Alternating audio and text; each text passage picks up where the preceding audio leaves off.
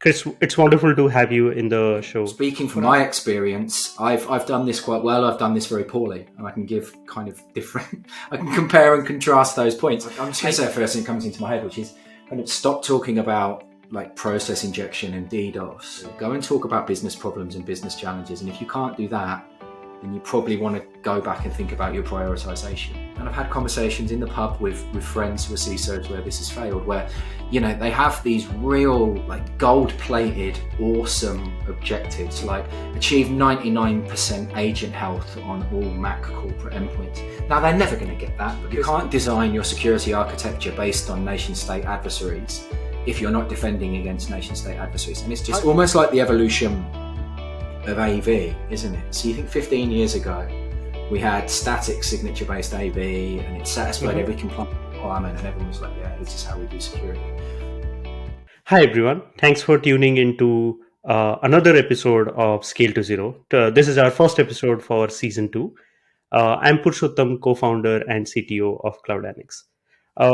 Today's episode is focused on cyber risk management, DevSecOps, and to talk more about this, we have Chris Hodson in the podcast.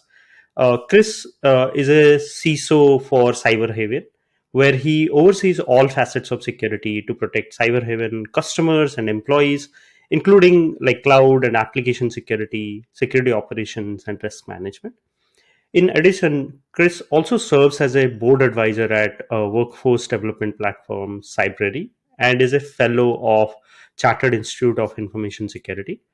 Prior to joining CyberHaven, Chris held CISO positions with Contentful, Zscaler, and Tanium.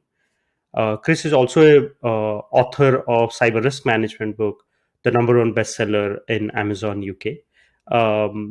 Chris, it's wonderful to have you in the show. For our viewers who may not be familiar with you, do you want to briefly share about your journey? Yeah, thank you, Puru. And hello everyone this afternoon or morning or whichever time zone everyone's on. Yeah, it's a great introduction. So you covered most things there. Been in the technology game for around 20, oh God, is it really 22 years? I think so. Yeah, around 22 years now.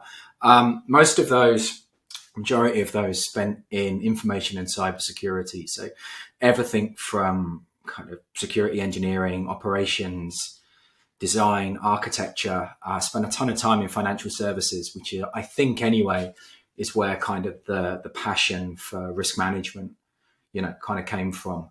Financial services very early in terms of kind of the cyber and information security life cycle and tenure anyway. Got it. They got it nice and early. So I spent a lot of time there. Yeah, and these days, I think the last 10 years or so, I've been in the tech space. So, working for vendors, as we were talking before the call, largely West Coast Bay Area employers, but I enjoy it. So I work with product security, IT security, legal, privacy, you name it. So yeah, really looking forward to the conversation today. Definitely. Yeah, same here. Like you have a ton of experience, and we want to learn from you so that our audience can learn something from that as well. So, thank you for coming to the show. The way we do the podcast is we have two sections. The first section focuses on security questions, and second section is around like rating security practices. Okay. So let's start with the security questions, and I want to start with DevOps environments and how those are set up, right? So typically DevOps environments are dynamic and teams are constantly changing. So aligning roles and responsibility is a challenge.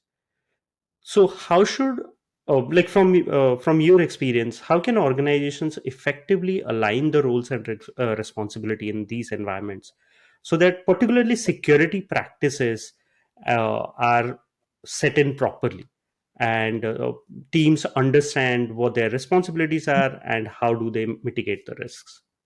Great question. Can I say it depends? I mean, it does. I mean, company size, vertical, culture plays an enormous part in this. Most DevSecOps or DevOps or even just straight up engineering teams, they're global these days. They're hybrid working, they're remote working. As we said before, they're remote friendly, whatever it is. So I think that's a massive part of it. Clear communication, cross-functional communication, that, people appreciate people's backgrounds, people's ways of working, where they live, challenges, benefits.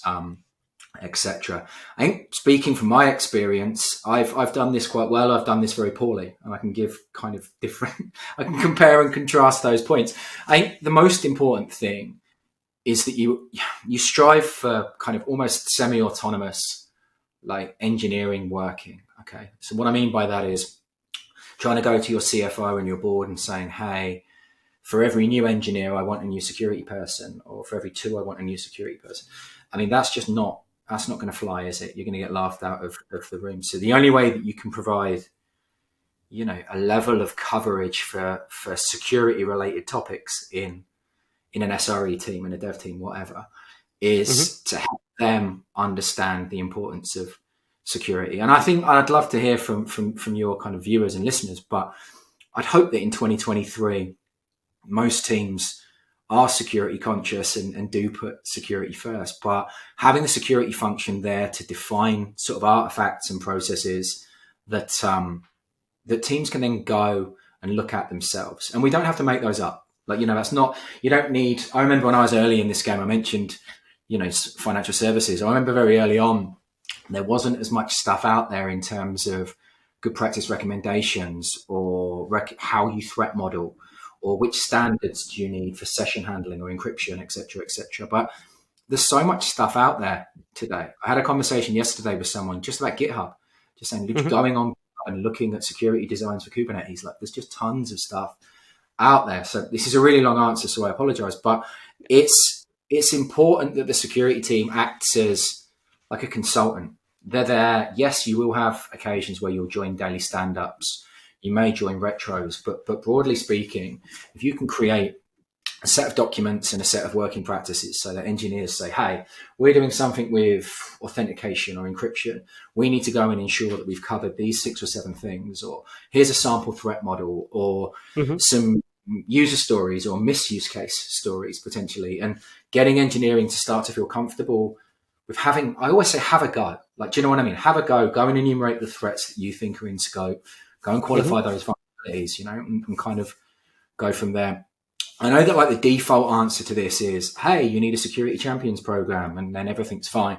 But that depends, right? What one Mm-hmm. champions program in company A is very different to one in company B. But yeah, getting some security minded, and you'll find these in every company. Like, even if you're just going through, like, engineers, you'll find 3 or 4 generally who, hey, they've had Kali Linux and they've played around with things in their own time, or they used to attend OWASP meetings and they've worked on ASVS or whatever it is. Finding those like Mm-hmm. diamonds for us anyway, and starting to train and develop them. I think that's the best way of doing it. And of course, I know I mentioned very briefly threat modeling, but Mm-hmm. I know that means many things to many different people, but just getting people to think in terms of what could go wrong. I don't always think that engineering teams think like that. I think they think, hey, the world's a great place. We need to get this thing live. And yeah, we have a different mindset, Peru. I know we both do. So yeah. No, there are few things that you highlighted are key, right? One is there is no one size fits all solution. It always depends on your infrastructure, your environment, your org, your vertical that you are serving, and that. And then also communication plays a major role, right? As you highlighted, like working with the security team, working with the engineering team, working with the let's say execs. So I want to dig a little deeper on that. Okay. So most of the companies set some security programs, right? Like for governance, risk management, and compliance.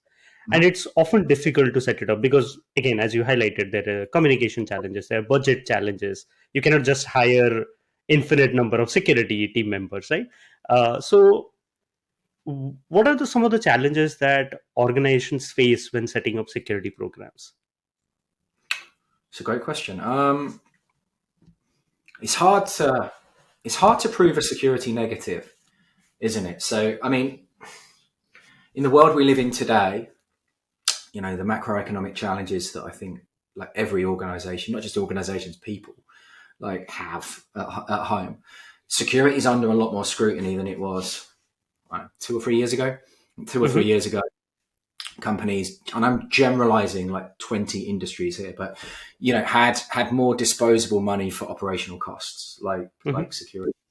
So now it's just really difficult. Like the CISO has to have like new tools in their toolkit, and one of the key tools at the moment is almost being like a mini CFO. So being a like financial officer for their own organization. So saying, hey, these are my budget versus my actuals for this quarter. And, Hmm. this is almost quantifying, which is very hard for us to do as security pros, but, quantifying why we need these things. So the challenges come when you're fighting for resources. Like when you talk about building a security program, like I'm trying not to say trite things today, but it's people first, isn't it? So the most Hmm. important thing, if you find the right people with the right kind of cultural fit and the right appetite, you can teach them the technologies that are out there fairly quickly, especially in the modern world. So getting budget for people, I think, is your biggest challenge. And yeah, like I said, especially in organizations where security sits in like the more technical side of the business. So it might, Hmm. I know tons of friends who are CISOs where they're within IT organizations or Eng organizations. And there's some intrinsic benefits to the Eng side, as we just talked about with DevSecOps, but it does mean you're constantly fighting for headcount budget with SREs and front end developers and whatnot, right? And product designers. Hmm. So that's a big challenge. The other one, I think, as well, I could be here for an hour talking just about this, but another major challenge is knowing what the priorities are for that security function. Like priorities in terms of, you as the incoming CSO have identified that these things need fixing, like they're either egregious or they're just stuff that you need to fix. But then also the stuff that the business cares about. And I think Hmm. getting a combination of confluence, whatever, of those things helps overcome some of those challenges. But to wrap up, I suppose in the modern world, yeah, it's fighting for headcount and it's getting other people in the business to care. Right? I'm like I work for a data protection and cybersecurity company, so I can go to my boss, go to my board, my leadership team. They kind of get it. Like, hey, here's why we Hmm. need security for our container architecture, or hey, here's why incident response is super important. You work for a supermarket, or you work for, I don't know, maybe not FS, but you work for a retail organization. You may get, you know, an inertia there, or inertia more broadly there on, hey, why do we need to do these things? Let's do a business project instead, I think. Right.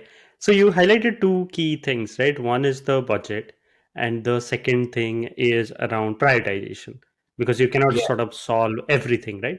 So how do No. you overcome these challenges? Let's say as a security leader, when you are facing these two challenges, how do you overcome them so that any security leader who is going through it right now or might go in future can get help from it?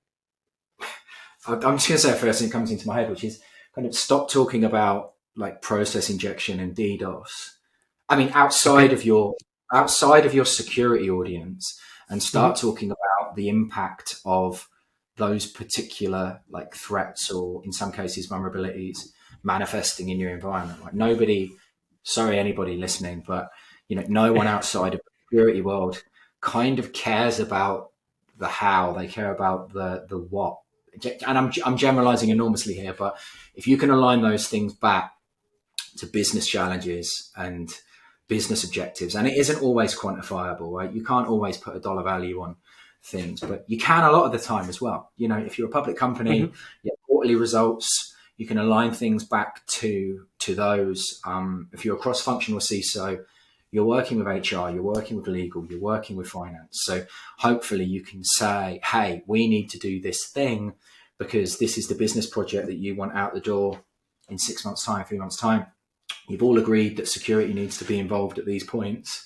We can't do that without procuring this solution or hiring this person, um, whatever it is. So I think that answers your question. Candidly, I forgot what your Yeah. question was. Like that. That's how I would go about doing it. Stop. I'll give you an example in my career, and I wrote about this in my book. Yeah. That would be I lovely. I, I used to use some quite technical performance and risk indicators, which I thought were great. so you go into your EDR tool, or you go into whatever whatever's fronting your web applications, and you can get tons of graphs and like pew charts and all this sort of stuff.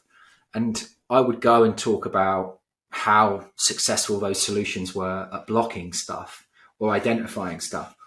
And no one cared. Like, that's what they'd paid the money for. So going and telling an executive audience, hey, this firewall blocked 200,000 potential, I don't know, whatever attacks. They're not really. I'm trying to think of the actual example I gave, but it was very esoteric and technical. I think it was to do with like layer 7 flags or something, and just no one's really interested. So that's something definitely to avoid. Go and talk about business problems and business challenges. And if you can't do that, then you probably want to go back and think about your prioritization, like seriously. Mhm. I think the takeaway for me is the language. Like, Yeah, how definitely. do you communicate with other team members, not just execs, but other team members, right? Yeah, As technical folks, we make that mistake, and you highlighted it really well, right? That we feel proud that, hey, we have yeah, installed a vendor, and the application is able to stop these attacks. But how does it translate to business value? definitely Like, that. use like present it the way the other person can better understand, so that they Yeah, can help you in a way, right? If you are looking for prioritization, if they understand it better, they can help you with the prioritization. 100%. So yeah, that's absolutely accurate. So now a follow-up question is, now let's say you have the language in place, but you must have some metrics, right? So that you can report up to your, let's say, leadership, CEO, or board of directors, or other team members as well. Yeah, So, how do you communicate your overall security posture, gaps, and plans for improvement with those groups? it's a good question. So I started to talk about it in the previous point of, well, I've messed up. So, KRIs and KPIs, they have their place, but for an executive audience, they're not brilliant. Something I've been doing over the past few years is focusing much more on OKRs, and a few people may sigh now and go, oh.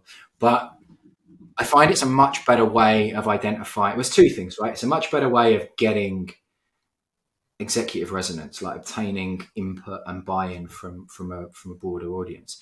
But it Hmm. also gives me an opportunity to tailor. So OKRs are objectives and key results. Sorry, I'm assuming a level of so objectives and key results. So defining kind of the very almost big ticket items that you want to do. I try and do them for a financial year. So Hmm. we're in our FY24. So broad set of handful of things. I actually have six for FY24, and it's everything from you know how can we satisfy our compliance requirements to how can I help my product organization develop compelling solutions? How can real kind of not moonshot stuff, but overarching Hmm. things, and then under that have a series of key results. So rather than just having an annualized set of key results, do things quarterly or monthly. Like have some. I don't know how to phrase this. I suppose I'm a big believer in like marginal gains. Like I've seen, and I've had conversations in the pub with friends who are CISOs where this has failed, where they have these real like gold plated awesome objectives, like achieve 99% agent health on all Mac corporate endpoints. Now they're never going to get that because you have people who go on vacation or people who just straight up don't listen to security, and regardless of the technical tool you have, you're not going to get that, right? So Hmm. have things which make incremental improvements and make sure that those improvements are aligned with the leadership in the company. So that's kind of how I try to do it. An aspect of that, I'm giving away all my secrets now. An aspect of that is to make sure that your executive team buy into the compliance regime in your company. So SOC 2 Type 2, as a great example, SOC 2 Type 2 as a security vendor is something that I'm asked for. I don't say daily, but certainly weekly. There will be a customer, there will be someone I'm talking to who will say, "Hey, give me your SOC 2 report, or talk me through the status of your SOC 2."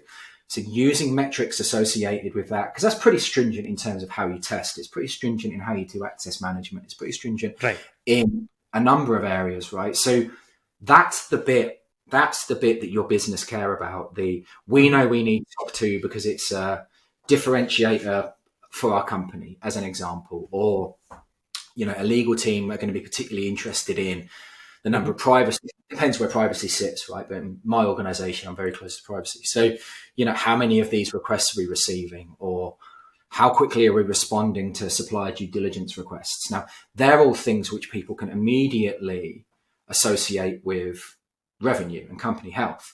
They're the things that make security relevant and interesting, and I suppose give us a seat at the top table. So that's another really long answer. So apologies, but that's how I would go about tackling that. Definitely, I'm now No, thinking in no, my head of some bad no. examples, but yeah, they're examples. No, you're accurate. Like in that, right? It makes a lot of sense. That um, it's an interesting way, like OKRs are interesting way, because most folks have, let's say, look at either, let's say, a risk score, or either look at a have a predefined dashboard. They just look at that to define what the security posture is. But having Yeah, clear set of OKRs at least gives you visibility into not just current, but also what are you trying to achieve in a year, right? definitely. uh Like, yeah. I just want to touch on that, though, Pura, because like things like that are good. Like having risk scores. I mean, it's something that we're working on at the moment.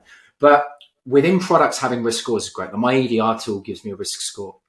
Um, that's a security metric, though, right? Like if Hmm. you go, I mean, in fact, I'd pay-per-view the conversation where you go and tell a CFO your risk score has changed by 7% because you closed this CVE that's publicly exploitable in this ecosystem. Like, no one's going to care, are they? They're going to care how that risk score translates to your SOC 2 posture or your ISO certification, or how quickly you can respond to a security incident that's like a GDPR requirement. Like they're the things. Right. So yeah, I don't want to throw the baby out with the bathwater. Like I think that those things that you're saying are totally, yeah, people should use them, but the security team should use them as part of their IR processes and as part of their SecOps and vuln management and Hmm. whatnot. So yeah, it's a combination, I think.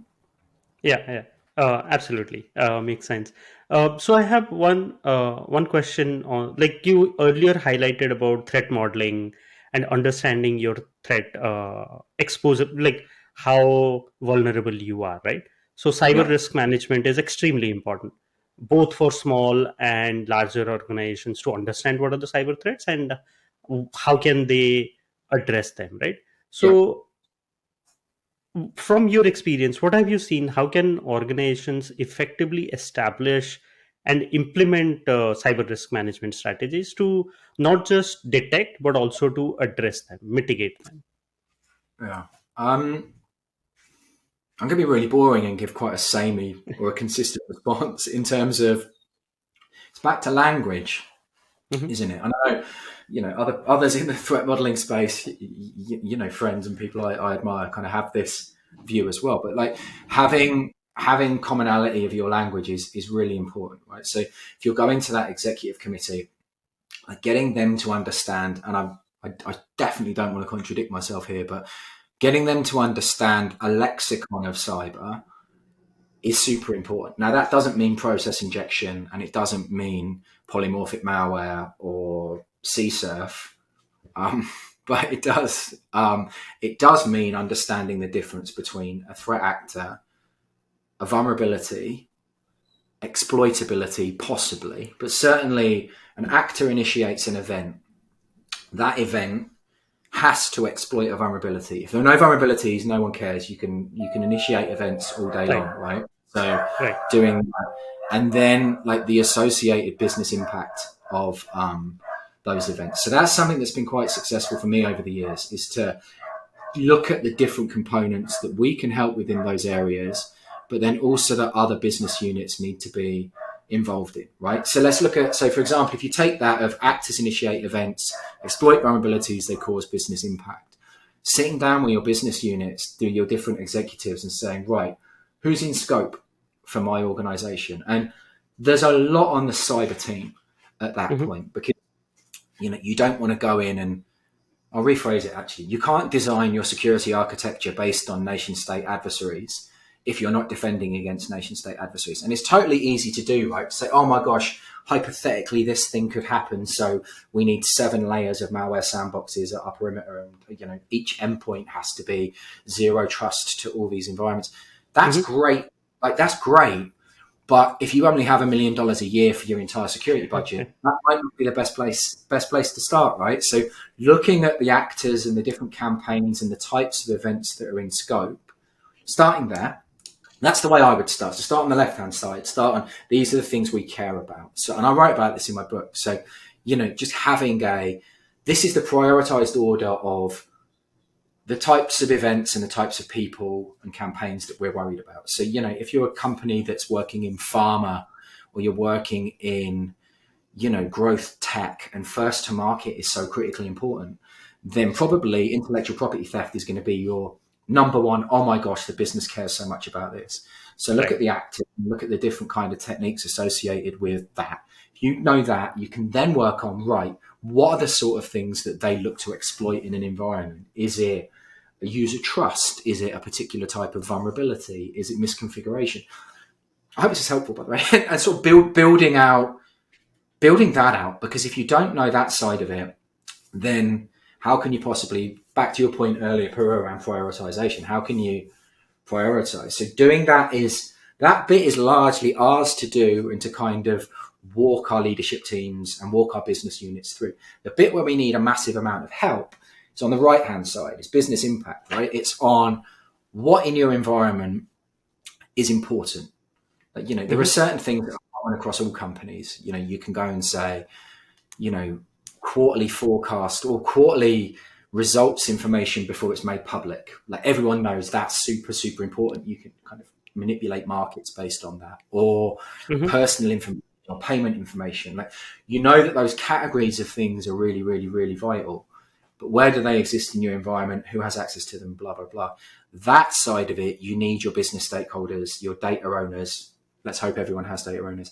Are are involved and participating, right? So that's how I think you work on cyber risk management. You go in, and every board presentation you do, I think there's a real benefit in it being consistent, of having those categories, having those business risks of, adversaries, call them what you want, but just having those risks with those common components, right? And there are tons of frameworks, tons of risk management methodologies that work. And start slow as well. Like, I'm thinking of this off the top of my head, but like, it's true. Start with something that sets the foundations for a wider program, because going in, and again, another failing of mine over the years, going in with what you think is the right answer, because it might be the right answer. It might be the right end state might be something like, actually, let's not say names, because people may say, oh, we've made that work early. But I don't think going in on day one, and when you look at likelihood, looking at the difference between likelihood of initiation and likelihood of success, and getting very acutely detailed on the specifics of that, I think you might lose an audience early on. I think just getting common language, getting Mm-hmm. a V1, that's why I think threat modeling is really good, because it helps so much with that early stage of things. Yeah. So I love your answer and the example that also you gave for the healthcare industry, right? So you cannot pretty much boil the ocean and fix everything. You cannot Yeah, go after every single vulnerability, right? But rather understand where are you vulnerable the most, like who are the adversaries, what are they looking for, and try to secure that first, and then do a prioritization according to that, right? You cannot just go by, hey, there is a CVE in one of the virtual machines, it's critical, let's just fix it, right? If yeah, that is in a private subnet, then maybe nobody can get to it, right? Maybe that's not the highest priority. So yeah, that's absolutely spot on. good. One question that comes to mind is, like, all of this comes down to your access to your data or data loss, right?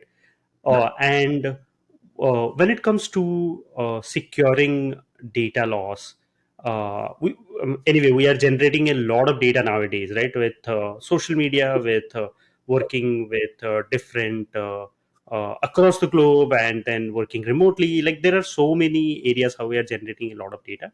So, what metrics do you put in place when you are trying to monitor and let's say measure and monitor any data loss? And how are you thinking about that? um and this isn't, I'm going to try and not have like a cyber haven product pitch for 15 minutes, but I mean, it is one of the reasons I'm there, though, because I believe what I'm about to say. But DLP is broken, isn't it? Like, genuinely, like being able to qualify all the ingress and egress vectors for data loss in an organization using like regex and static pattern matching. I've been in large financial organizations where companies are spending, I don't know, hundreds of thousands, if not millions of dollars a year on data protection, and they're not making themselves any more secure. Now potentially they're satisfying compliance requirements. I don't know, Right. PC says you must have DLP, but understanding how information flows across your company, I don't think DLP does a particularly good job of that. That's my experience. There's other anecdotal and more measured kind of feedback, right? So I think it's much more about having an insider risk program, like understanding how data flows, categories of data as well. So being able to define that, hey, you don't want source code to leave your environment. That's the objective, isn't it? You don't want to be saying, Hmm. hey, I need to know very prescriptively every file that is moving, or every file that someone is trying to access, because it's impossible. Like someone's going to put something somewhere that you don't potentially know about. You want to kind of categorize kind of risky behaviors, right? That's what you Hmm. want to understand and be able to report on that as well. Yeah, I've seen so many people try and implement kind of like legacy DLP projects, but people change file names, people copy and paste information out of files. They encrypt it, they move it somewhere, they archive it, they do all these different things that evade. It's a bit like I'm going slightly off on a tangent here, but I'll be very quick. It's almost like the evolution of AV, isn't it? So you think 15 years ago, we had static signature based AV and it satisfied Hmm. every compliance requirement, and everyone was like, yeah, this is how we do security. But EDR kind of came off the back of some quite sensible people saying we can't protect or prevent everything anymore. Like we need the ability to detect and respond incredibly quickly, because that's how we're going to make ourselves feel better. It's a combination. I think that's where the market's going. So I'm a big believer Hmm. in data detection and response, data lineage, understanding. Puru downloaded this file. He then archived it. He sent it to Chris. Chris then sent it out to like WeChat. Like a DLP solution isn't really going to stop that sort of activity, and it's certainly not going to give the incident response.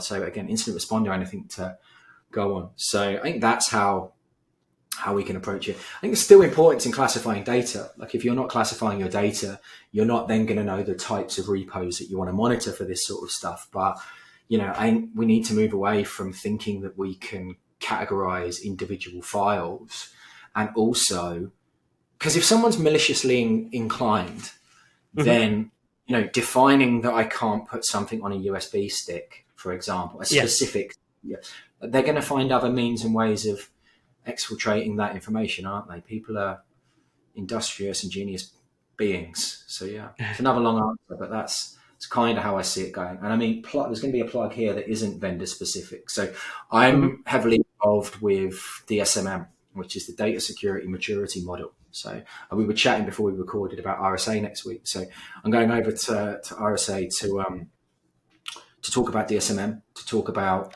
Nice. having a maturity model.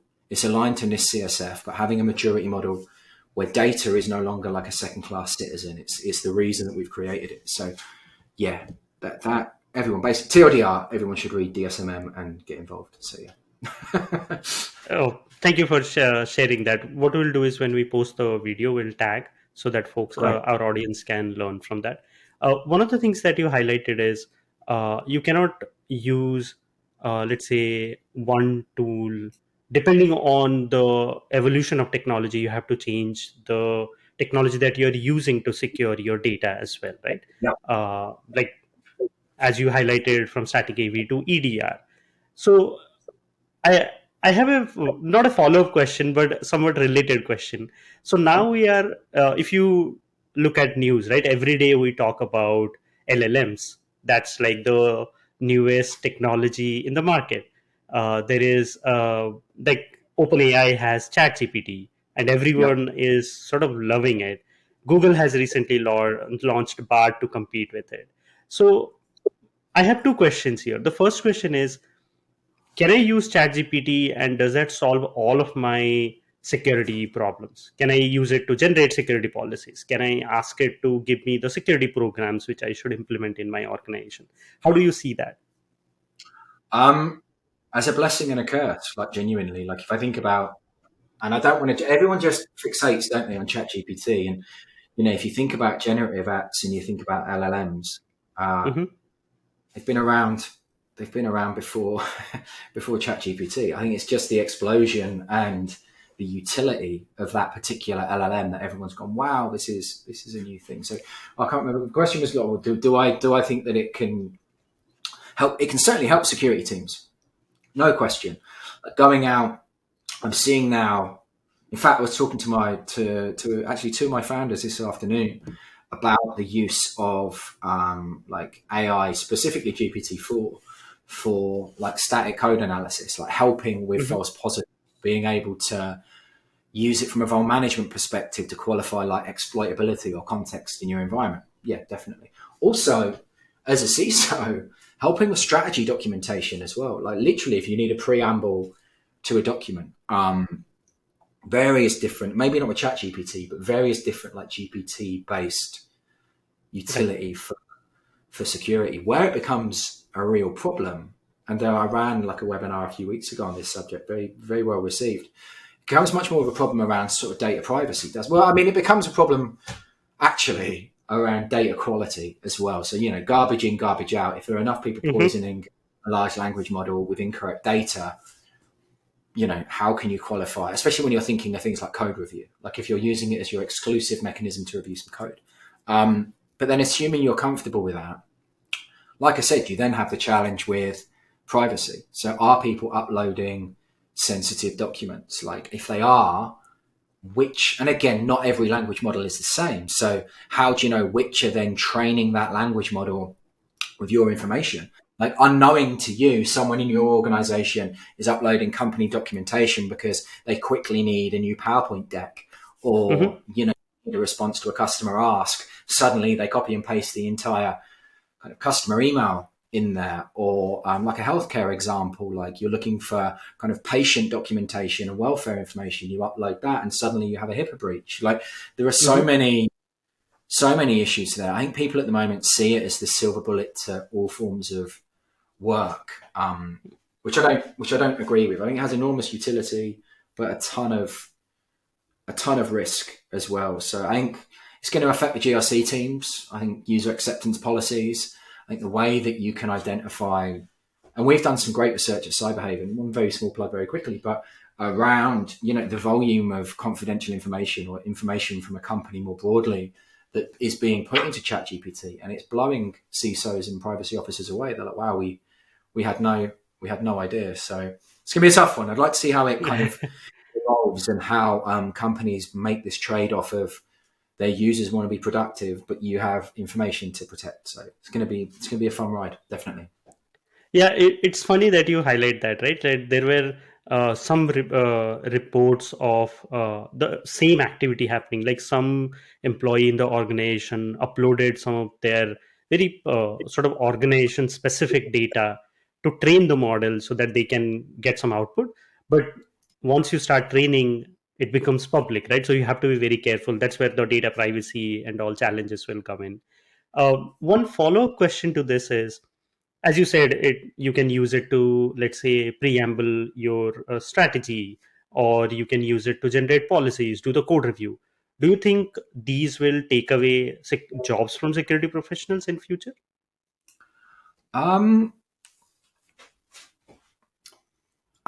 it's my honest opinion. Like, I think if ChatGPT can take away a security analyst or a security engineer's job, then it probably wasn't a particularly well defined job in that organization. I certainly think that it can make an engineer or an analyst more effective.